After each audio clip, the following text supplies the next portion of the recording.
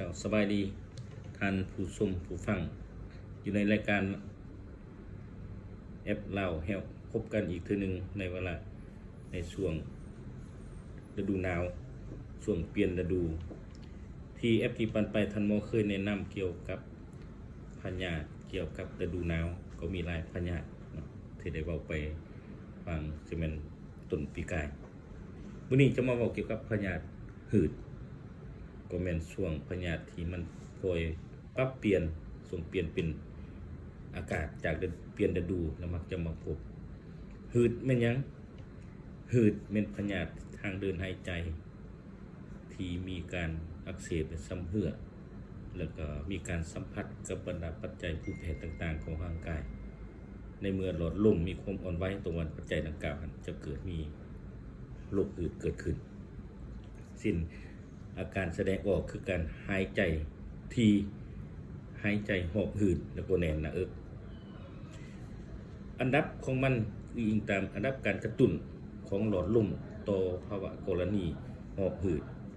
มันจะเกิดอาการนักเบาที่แตกต่างกันคำถามว่าหืดสามารถเป็นปัวได้บ่ก็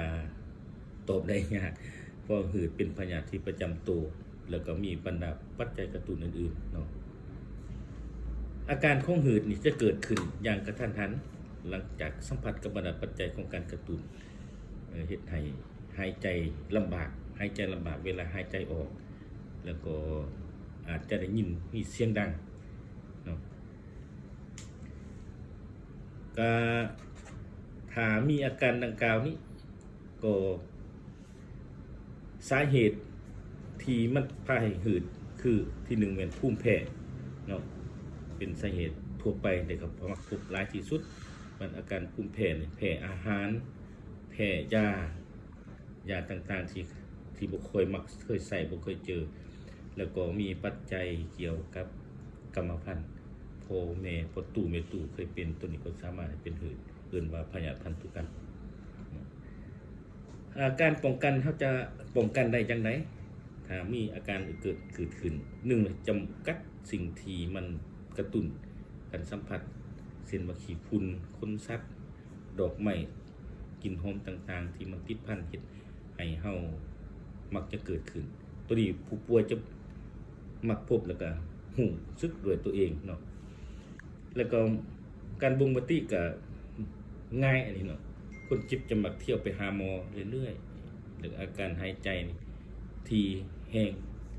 แล้วก็หายใจลำบากช่วงที่หายใจออกแล้วก็มักเกิดอยู่เรื่อยๆในเมื่ออากาศที่มีการเปลี่ยนแปลงฉะนั้น